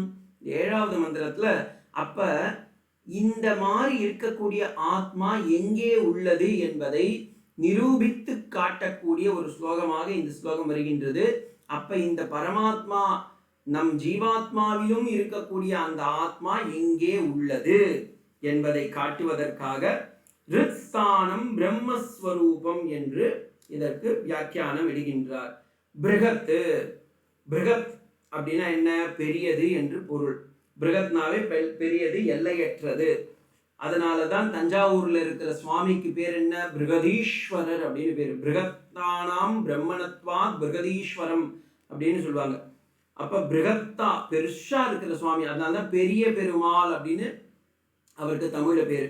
அதே மாதிரி அம்பாளுக்கு பேரு பிருகநாயகி, பெரிய பிராட்டி அல்லது பெரிய நாயகி என்று பொருள். நீங்க போய் பார்த்தேன்னா தெரியும். தஞ்சாவூர்ல போய் அந்த சுவாமியை போய் பார்த்தேன்னா பிருகதீஸ்வரர் பெருசா எழுதி வச்சிருப்பா. அதே மாதிரி கீழே தமிழ்ல எழுதி வச்சிருப்பாங்க பெரிய நாயகன், பெரிய நாயகி அப்படின்னு போட்டிருப்பாங்க. அப்ப பெரியவர் அப்படின்னா எல்லையற்றவராக இருக்கக்கூடியவர். அந்த ஆத்மா எப்படியாப்பட்டது என்றால் எல்லையற்றது. திவ்யம் தத் பிரகிருதம் பிரம்மம் சத்யாதி சாதனம். யார் ஒருவர் அந்த பிரம்மத்தை சத்திய சாதனத்தினால் அனுபவிக்கின்றார்களோ, இது அப்படியே அவர் அந்த சங்கத்தின்னு சொல்லுவாங்க சம்ஸ்கிருதத்துல, அந்த போன ஸ்லோகத்துக்கும் இந்த ஸ்லோகத்துக்கும் ஒரு கனெக்டிவிட்டி கொடுக்குறாரு சங்கராச்சாரியார் அவருடைய பாஷ்யத்துல. திவ்யம் என்றால் தத்து. இந்த இடத்துல தத்துன்றது எங்க இருக்கு, நீங்க அதை முதல்ல புரிஞ்சுக்கணும். பிருகஸ்ச தத் திவ்யம்னு இருக்கு. இந்த இடத்துல ஒரு தத்துன்ற பதம் இருக்கு, ஓகேங்களா? அதை அவர் எடுத்துக்கிறாரு. எடுத்துக்கிட்டு தத்து அந்த எந்த யார் ஒருவர் சத்திய சாதனத்தினை கொண்டு தன் வாழ்க்கை முழுவதும் பொய் பேசாமல் உண்மையை பேசி தேவயானம் செல்வதற்காக ஆயத்தனம் படுகின்றார்களோ அந்த அப்படின்னு எடுத்துக்கணும். திவ்ய அந்த திவ்யம். திவ்யம்னா என்ன? ஸ்வயம் பிரபவம், செல்ஃப் எஃபல்ஜென்டாக தன்னிடத்திலேயே இருக்கக்கூடிய அந்த அச்சிந்திய ரூபம், வாயினால் சொல்ல முடியாத, மனத்தினால் உரைக்க முடியாத ஒரு அச்சிந்திய ரூபம். சிந்தனை அப்படின்னா சித், ஓகேங்களா? சிந்திய ரூபம்னா மனத்தினால் சொல்லக்கூடியது, சிந்தித்து யோசித்து சொல்வதால் அதற்கு சிந்தனா ரூபம்னு பேரு. ஆனா அச்சிந்தியம் என்றால் சிந்தனைகளுக்கு எட்டாதது, சிந்தனைக்கு எட்டாததனால் அதற்கு அச்சிந்திய ரூபம். அந்த அதுக்கு பாஷ்யத்துல சொல்றாரு, அச்சிந்திய ரூபம் என்றால் அனித்திய திரவிய கோச்சரம், அது unthinkable, it is not able to think. ஏன்னா மனதினால் தானே நீங்கள் உணர்கின்றீர்கள், ஆனால் ஆத்மா மனதிற்கும் வாய்க்கும் எட்டாதது. நான் அப்படி சொல்ல, கேனோபனிஷத்துல சொல்லியிருக்கிறது அப்படியே சொல்றேன் தமிழ்ல. அதையேவ ந சிந்தித்தும் சக்கியதே அஸ்ய ரூபம் இது அச்சிந்திய ரூபம் அப்படின்னு பிரிச்சுக்கோங்க. அழகா அதை பிரிச்சு காமிக்கிறார் பாஷ்யக்காரரு. அதையேவ ந சிந்தியதும் சக்கியதே அஸ்ய ரூபம் இது அச்சிந்திய ரூபம் சூக்ஷ்மத்வாத். சூக்ஷ்மம்னா என்ன? ரொம்ப சட்டில் சுவாமி. ரொம்ப நீங்க சொல்றீங்களே இந்த கிளாஸ்லாம் அப்படிதான் இருக்கு, கொஞ்சம் புரிஞ்ச மாதிரி இல்லை, புரியுதோ புரியலோ புரிஞ்ச மாதிரி இருக்கு அப்படின்ற இல்ல, அதான் சூக்ஷ்மத்வாத். சூக்ஷ்மத்வாத்துன்றதுக்கு சங்கர பகவத்பாதால் பாஷ்யத்துல சொல்றாரு, ஆகாஷாதி ஆகாஷே மன்னிக்கணும், ஆகாஷாதே அப்படி தத் சூக்ஷ்மத்வாத். Subtle, very subtle, like space. ஆகாசம் என்பது கண்ணுக்கு புலப்படாதது. ஆகாசத்தை நீங்க பாக்குறீங்களா? பார்த்துன்னு தான் இருக்கீங்க, ஆனா உங்களால தெரியாது. எப்படி சுவாமினா, நீங்க இப்ப நீங்க உங்க செல்போனை பாருங்களேன், இல்லை ஏதாவது ஒண்ணுத்த பாருங்களேன், உங்க கண்ணு பார்த்துட்டு இருக்கு, ஆனா நீங்க ஆப்ஜெக்டை பாக்குறீங்க, ஆனா அந்த ஆப்ஜெக்டுக்கும் சப்ஜெக்டுக்கும் நடுவுல இருக்கிற ஸ்பேஸ் இருக்கு பாருங்க, அது ஸ்பேஸ், அதுக்கு தான் ஆகாசம் என்று பெயர். அதனாலதான் சிதம்பரத்துக்கு போனீங்கன்னா அந்த சிதம்பர ரகசியம் என்னவென்றால் ஆகாச தத்துவம். ஆகாச தத்துவம்னா நம்ம என்ன நினைச்சிட்டு இருக்கோம், அந்த இடத்துல ஆகாசம் இருக்கு போல இருக்கு, மற்ற இடத்துல எல்லாம் ஆகாசம் இல்லை. அதனால் நாம் சிதம்பரத்திற்கு போய் அங்க ரயில்ல போய், ட்ரெயின்ல போய், பஸ்ல ஏறி, ஆட்டோல போய், அப்புறமா கோயில் திறப்பானான்னு வெயிட் பண்ணி, அதுக்கப்புறமா அங்க இருக்கிற அர்ச்சக சுவாமி கிட்ட இருந்து கொஞ்சோண்டு காசெல்லாம் கொடுத்து, சம்பளமோ கிம்பளமோ கொடுத்து, அதுக்கு ஒரு குறுக்கு வழி VVIP, that is very very insignificant person ரூல்ஸ்ல போய், அதுக்கப்புறமா குறுக்கு வழியில் சென்று நாம் அந்த சிதம்பர ரகசியத்தை உணர வேண்டும் என்று நாம் கஷ்டப்பட்டு, துக்கப்பட்டு, வேதனைப்பட்டு, வெக்கப்பட்டு அந்த அர்ச்சக சுவாமி கிட்ட சொன்னா அவர் என்ன சொல்றாரு, திரைய நகர்த்தி காமிக்கிறேன் பாருங்கன்னு சொல்லி ஒரு கற்பூரத்தை காமிக்கிறாரு. நமக்கா என்னடா அது, இவ்வளோ நேரம் கஷ்டப்பட்டு பண்ணோமே, ஒண்ணுமே தெரியலையே சுவாமி அப்படின்னா, அந்த ஒண்ணுமே தெரியலன்னு நீங்க எதை வச்சு சொல்றீங்க? உங்க கண்ணு பாக்குறது, அங்க சப்ஜெக்ட் இருக்கு, ஆனா ஆப்ஜெக்ட் இல்ல. அந்த சப்ஜெக்ட் இருக்கு, ஆப்ஜெக்ட் இல்லைன்னா ஆப்ஜெக்டா எது இருக்குன்னா அங்க ஸ்பேஸ் இருக்கு. இதுக்கு நீங்க சிதம்பரம் போய் கத்துக்கணும்னு அவசியம் இல்லை, இருந்த இடத்தில் இருந்தே. அதனால்தான் ரமண மகரிஷி ரொம்ப அழகா சொல்றாரு, இருந்த இடத்திலேயே இரு என்றான் அப்படின்னு ஒரு வார்த்தை வரும், ரொம்ப அழகா இருக்கும் அக்ஷரமணி மாலையிலும். அப்ப நாம் இருக்கும் இடத்திலிருந்தே ஆகாசத்தை உணர முடியும். நம்ம ஒரு செல்போன் பார்த்துட்டு இருக்கோம், இப்ப நீங்க பார்த்துட்டு இருக்கேன், என்னுடைய கிளாஸ் அட்டன் பண்ணிட்டு இருக்கேன் அப்படின்னு நினைக்கிறேன். அப்படி அட்டன் பண்ணிட்டு இருக்க காலத்திலேயே நீங்க எங்கன்னா பார்த்துட்டு இருக்கேன் பாருங்க, அப்ப நீங்க எதை பாக்குறீங்க, இவர் சொல்றது உண்மைதானா அப்படின்னா, நீங்க ஆப்ஜெக்டை பாக்குறீங்க, விண்டோவை பாக்குறீங்க, கட்டில பாக்குறீங்க, டேபிள பாக்குறீங்க, லேப்டாப் பாக்குறீங்க, செல்போன் பாக்குறீங்க, பெண்ணை பாக்குறீங்க, பேப்பரை பாக்குறீங்க, புக்கை பாக்குறீங்க, அதெல்லாம் ஆப்ஜெக்ட். ஆனா அதையெல்லாம் நீங்கள் எதை கொண்டு பார்க்கின்றீர்கள்? அந்த சுவாமி கண்ணை வச்சு பாக்குறோம், இல்ல சுவாமி கண்ணாடி மூலமா பார்த்துட்டு இருக்கேன் சுவாமி, என்ன நான் மூக்கண்ணாடி போட்டு இருக்கேன், அது 4வது கண்ணாடி, 3வது கண்ணு உங்களுக்கு. அது எனக்கு தேவையில்லை. ஆனால் உங்கள் கண் பார்ப்பதற்கு எது காரணமாக உள்ளதோ அந்த சித் வஸ்து அது இந்த ஆகாசத்தை முதலில் கண்டு அந்த ஆகாசத்தின் துவாரம் மூலமாகவே ஒரு ஆப்ஜெக்ட் அது பார்க்குது. புரிஞ்சுக்கோங்க, ஓகேவா? அதைத்தான் இங்கே இவர் சொல்கின்றார் அச்சிந்திய ரூபம். எவ்வளவு சுவாமி சூக்ஷ்மாதுன்றதுக்கு இவ்வளவு பெரிய இதுவா? சரி, சூக்ஷ்ம தரம், அதற்கும் சட்டில். அப்ப என்ன அந்த இடத்துல பாஷ்யம் சொல்றாரு, நிரதிசயம் ஹி சூக்ஷ்மம் அஸ்யஹ எக்ஸ்ட்ரீம் சட்டிலிட்டி இட் இஸ். இப்ப நான் சொன்னேன் பாத்தீங்களா, நம்ம கண்ணு பார்க்குதுன்னு நினைக்கிறோம், அது சித்து. ஆனா அந்த சித்தில் இருக்கக்கூடிய சைத்தன்யம் தான் சித் சக்தி. அந்த சித் சக்தியில் இருக்கக்கூடியதுதான் நம் ஸ்வரூபம் என்று காண்பதால் அதற்கு சூக்ஷ்ம தரம் என்று பெயர். விபாதி விவிதம் பாதி தீப்யதே, which shines in your mind and which shines in your consciousness, through which you are experiencing everything is known as that consciousness. அப்படின்னு நான் இங்கிலீஷ்ல ஈஸியா சொல்லிடலாம், தமிழ்ல சொல்றது கொஞ்சம் கஷ்டமா இருக்கு. தூராத்து, அது எங்கே இருக்கிறது சுவாமி? இவ்வளவு தொழில் சொல்லிட்டீங்க, அந்த கண்ணுக்கு ஏதோ உள்ளாரெல்லாம் கூட இருக்குன்னு நினைக்கிறேன். சரி, ஓகே. கண்ணை பார்க்கறதுக்கு சக்தி, அந்த சக்தி ஸ்பேஸை பார்க்கறது, ஆகாசத்தை பார்க்கறது. அந்த ஆகாசத்தை பார்க்கக்கூடிய அந்த சக்திக்கு இப்படி ஒரு தன்மை உள்ளது, ஆத்மான்னு நீங்க பேர் வச்சுருக்கீங்க. ஓகே, அது எங்க சுவாமி இருக்கு அப்படின்னா, தூராத்சு தூரம் ததஹந்தி கேச்ச. Beautiful line. இந்த லைனை நீங்க நல்லா ஞாபகம் வச்சுக்கோங்க. கேனோபனிஷத்துலயும் இதே லைன் தான் வந்திருக்கும், கட்டோபனிஷத்துலயும் இதே லைன் தான் வந்திருக்கும். தூராத்சு தூரம் ததஹந்தி கேச்ச. எங்க ஆத்மானம் ரத்தினம் விதி படிக்கும் போது அந்த இடத்துல வந்துச்சு. சுவாமி, வேதமே ஒரு பொருளை 3-4 இடத்துல திரும்ப திரும்ப சொல்றதுன்னா இதுக்கு புனருக்தி தோஷம் கிடையாது. நம்மளுடைய அஜ்ஞானத்தினால் நம்ம அப்பமா மறந்து போயிடுவோன்றதுக்காக அந்த வேத மாதாவானவள், தேவ மாதாவானவள் நமக்காக திரும்ப திரும்ப திரும்ப காருண்யத்தோடு சொல்லி தருகின்றால். தூராத்சு தூரம், அது தூரம் இல்லையப்பா, தது அந்திகேச்ச, அது உன்கிட்டே இருக்கு, நீயே தாண்டா அது, அப்படி செல்லமே நீதான் அப்படின்னு சொல்லி கொடுக்கறது. இது தூராத்சு தூரம். விப்ரகிருஷ்ட தேசாத்து தூரேன, விப்ரகிருஷ்ட தூரே தேசம் வர்த்ததே, ஸ்டில் ஃபார்தர். ஆனா இது புரிஞ்சுக்கலன்னா என்ன ஆயிடுச்சு? ரொம்ப தொலைவுல இருக்கு சுவாமி, உங்களால அதை அடைய முடியாது. இல்ல சுவாமி, நான் புரிஞ்சுட்டேன், 5வது மந்திரமே எனக்கு போதும், 6வது மந்திரம் எனக்கு வேண்டான்னு நினைச்சுட்டேன்னா ததந்திகேச்ச, அது நீயே தான்ப்பா, நீ தான் அந்த ஆத்மான்னு புரிஞ்சுக்கிட்டேன்னா ஜீவன் முக்தியா இருக்கலாம். இல்ல சுவாமி, நான் அது ஆத்மான்னு புரியுது, ஆனா நான் தான் அதுன்னு என்னால உணர முடியலன்னா 6வது மந்திரம் தேவயானத்துக்கு போய் நீங்க என்ன பண்ணுவீங்க? பிரம்மாஜியுடைய கிளாஸ் எல்லாம் அட்டென்ட் பண்ணி அதுக்கப்புறமா அந்த ஆத்ம சாட்சா்காரம் வரும். எங்க சுவாமி இருக்கு இந்த ஆத்மா?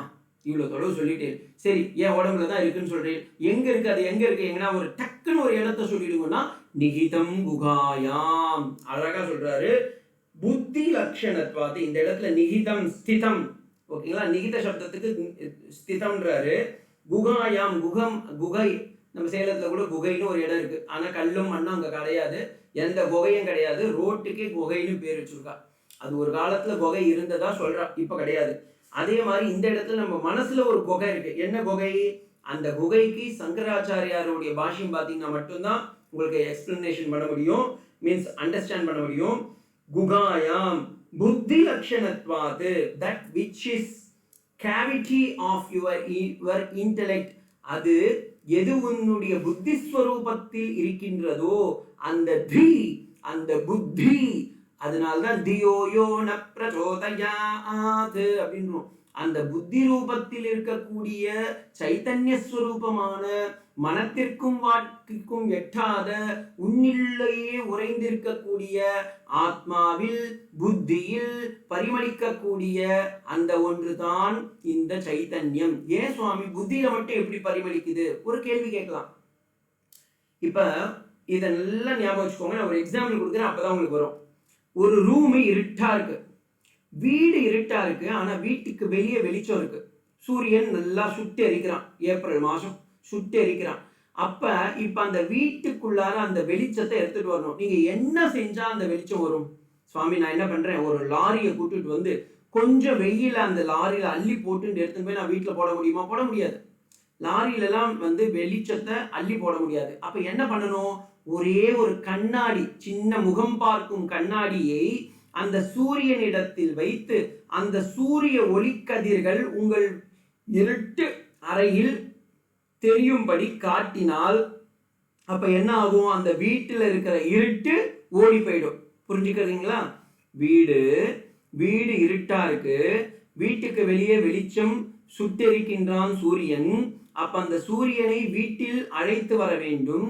அப்படி அழைத்து வர வேண்டும், அந்த இருட்டை ஒழிக்க வேண்டும் என்றால் நாம் ஒரே ஒரு முகம் பார்க்கும் கண்ணாடியை கொண்டு அந்த சூரிய கதிர்கள் அந்த கண்ணாடியில் படும்படி வைத்துக்கொண்டு அந்த கதிரை நாம் அந்த வீட்டில் செலுத்தினோம் என்றால் வீட்டில் உள்ள இருட்டு எப்படி போய்விடுமோ அதே போல நம் ஆத்மாவில் இருக்கக்கூடிய அஞ்ஞானம் என்னும் மலத்தை இந்த புத்தி என்னும் கண்ணாடியில் இந்த பரபிரம்ம ஸ்வரூபமாக இருக்கக்கூடிய அச்சிந்திய ரூபமான பரஸ்வரூபம் பிரம்மம் எனப்படும் அந்த ஆத்மாவை நம் ஜீவாத்மாவில் செலுத்துகின்றோம்.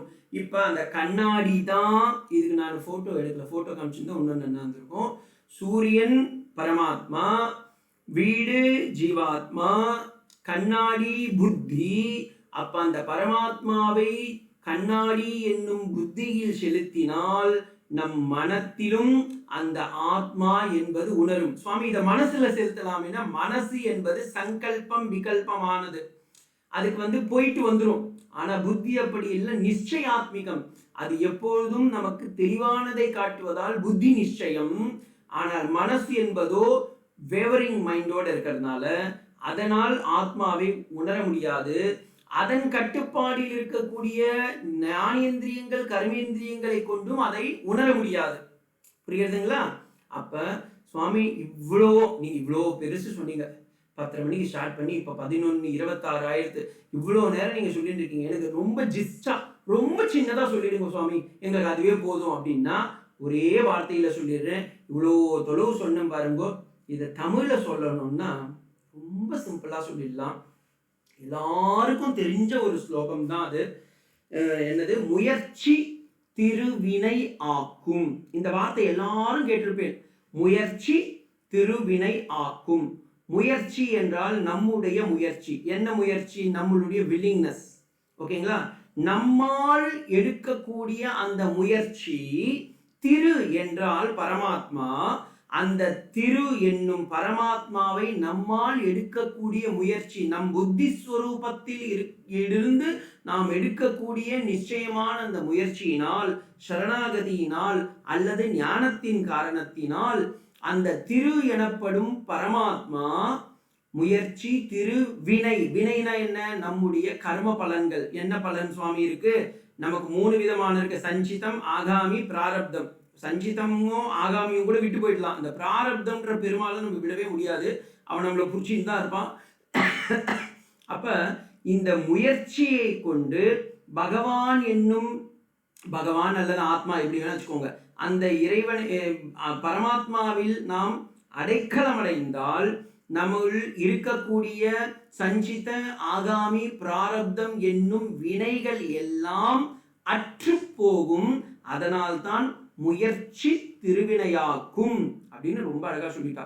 அப்ப இந்த ஸ்லோகத்துடைய பொருள் என்னன்னா, 5வது ஸ்லோகம் ஜீவன் முக்த லட்சணம், 6வது ஸ்லோகம் தேவயானம் உத்தராயணத்தை பத்தி சொல்லுறது, 7வது ஸ்லோகம் யார் ஒருவர் நம் இங்கேயே இந்த பகவானை உணர முடியும் என்று தெரிந்து கொள்கின்றோமோ அவன் யக பஷ்யந்தி, அவன் ஆத்மாவை அங்கேயே கண்டு உணர்ந்து, எங்கே உணர்கின்றான்? நிகிதம் குகாயாம், தன்னுள்ளேயே, தன் இதய கமலத்திலேயே அவன் கண்டு உணர்ந்து அனுபவிக்கின்றான். அவர்கள் ஜீவன் முக்தர்களாக வாழ்கின்றார்கள். அவன் இறக்கல, இன்னும் இறக்காமல் அவன் அப்படியே இருக்கான், வாழ்ந்துட்டு இருக்கும் போதே. இப்ப நீங்க எல்லாம் பார்த்துட்டு இருக்கேள் பாருங்க, கேட்டு இருக்கேள் பாருங்க, நீங்க எல்லாம் ஜீவன் முக்தர்கள் தான். ஏன்னா நீங்க இதை புரிந்து கொண்டால் நீங்கள் ஜீவன் முக்தர்கள். புரியவில்லை என்றால் தேவ மார்க்கத்திற்கு உத்தராயணத்தில் செல்லக்கூடிய ஜீவாத்மாக்களாக மாறிவிடுகின்றீர்கள். இல்ல சுவாமி, இந்த கிளாஸே நான் அட்டன் பண்ணல, சாரி சுவாமிஜி அப்படின்னு சொல்லிட்டேன்னா I don't know, you will become the பத்தாத்மா. அதுக்கு நான் பொறுப்பில்லை. எது எப்படியோ பகவானுடைய அனுகிரகம் உங்கள் எல்லோருக்கும் கிடைக்க. பத்ரம் கர்ணேபிः ஷ்ருணுயாம தேவாः பத்ரம் பஷ்யேமாக்ஷபிர்யஜத்ராः ஸ்திரைரங்கைः சுஷ்டுவாகும்சஸ்தனோபிः व्यशेम देवगितं यदायुः स्वस्ति न इन्द्रो वृद्धश्रवाः स्वस्ति नः पूषा विश्ववेदाः स्वस्ति नस्ताक्षो अरिष्ठनेमिः स्वस्ति नो बृहस्पतिर्ददातु। ॐ शान्तिः शान्तिः शान्तिः। हरिः ॐ तत्सत्। श्रीरामकृष्णार्पणमस्तु।